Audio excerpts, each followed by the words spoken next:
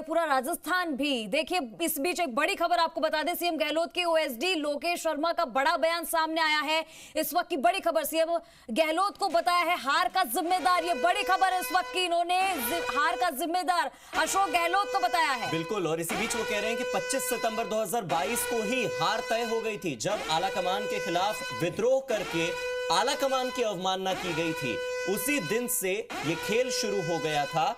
मुख्यमंत्री के ओएसडी की ओर से ये बयान सामने आना, पार्टी ने गहलोत के चेहरे पर चुनाव लड़ा, लेकिन सितंबर 2022 की घटना के बाद ही ये सब खेल शुरू हो गया था। उन्हें फ्री हैंड दिया, उनके नेतृत्व में चुनाव लड़ा गया। गहलोत के मुताबिक हर सीट पर वो खुद चुनाव लड़ रहे थे। वो तो कह रहे थे कि हर घर में मैं आ रहा हूं, मुझे वोट दीजिए। न गहलोत का अनुभव चला, न जादूगर का जादू चला। ये बात खुद अशोक गहलोत के ओएसडी कह रहे हैं न तो योजनाओं के सहारे जीत मिली, न तो उनका जादू चल पाया, न उनका अनुभव किसी काम आया। ये बात अशोक गहलोत के ओएसडी कह रहे हैं कि नहीं अथा पिंक प्रचार काम आया। पिंक प्रचार यानी कि वो जो 7 गारंटी है, वो गुलाबी रंग में हर जगह दिखाई दे रही थी। चंद्रश्री, बिल्कुल, तो तीसरी बार लगातार सीएम बने गहलोत ने पार्टी को फिर से हाशिए पर ला खड़ा कर दिया है। तो ये उन्होंने कहा है, और आज तक उन्होंने पार्टी से सिर्फ लिया ही लिया है, दिया कुछ नहीं है, ये भी उन्होंने आरोप लगाया यहाँ पर, लेकिन कभी सत्ता में वापसी नहीं करा सके। ये ओएसडी का बयान है, जिन्होंने कहा है कि जिम्मेदारी अशोक गहलोत की। उन्होंने लिखा है कि गहलोत के पार्ट पर ऐसे फैसले लिए गए हैं जिसके बाद विकल्प तैयार ही नहीं हो पाए।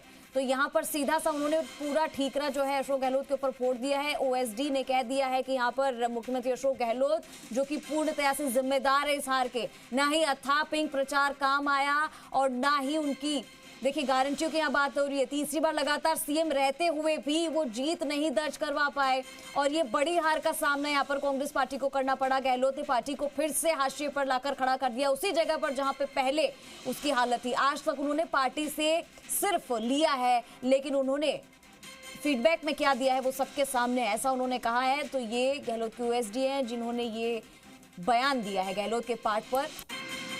उन्होंने ऐसे कोई फैसला उनकी तरफ से अच्छा फैसला नहीं लिया गया, पुख्ता फैसला नहीं लिया गया, विकल्प के तौर पर ही नहीं हो पाए। तो ये उन्होंने बयान दिया है। बहुत बड़ी बात है। दो बड़ी बातें हैं। देखिए, ओएसडी एक तो ये कह रहे हैं कि 25 सितंबर की घटना इसके लिए पूरी तरह से जिम्मेदार है। 25 सितंबर 2022 को ही तय हो गया था कि कांग्रेस जा रही है। और दूसरी बात वो ये कह रहे हैं कि विकल्प नहीं तैयार होने दिया। विकल्प नहीं तैयार होने देने का आरोप कांग्रेस के तमाम उन वरिष्ठ और अनुभवी नेताओं पर पूरे भारत देश में लगता है कि वो विकल्प नहीं खड़े होने देते। यही कारण रहा कि मध्य प्रदेश में ज्योतिरादित्य सिंधिया जैसा इतना बड़ा चेहरा कांग्रेस का साथ छोड़कर, कांग्रेस का हाथ छोड़कर किसी समय भारतीय जनता पार्टी में आ गए। यही कारण रहा कि सचिन पायलट को लेकर बार बार लगता रहा कि वो कांग्रेस का हाथ छोड़कर कभी भी बीजेपी में आ सकते हैं, क्योंकि बीजेपी विकल्प तैयार करती रहती है, हमेशा विकल्पों की तलाश करती रहती है, लेकिन कांग्रेस के अनुभवी नेता विकल्प तैयार नहीं होने देते। जब इस तरह की बातें सामने आती हैं और उन बातों की पुष्टि करते हैं खुद वो लोग जो कांग्रेस में हैं, खुद वो लोग जो बतौर ओएसडी मुख्यमंत्री के पद पर बैठे अशोक गहलोत का साथ दे रहे थे, अशोक गहलोत के लिए काम कर रहे थे, और चुनाव हारते ही पूरी हार का ठीकरा सीधे सीधे अशोक गहलोत पर फोड़ा है। वो कह रहे हैं कि अशोक गहलोत ने विकल्प नहीं तैयार होने दिए, न तो वो अथा पिंक प्रचार काम आया। उन्होंने सिर्फ और सिर्फ पार्टी से लिया, पार्टी के लिए किया कुछ नहीं, पार्टी को दिया कुछ नहीं।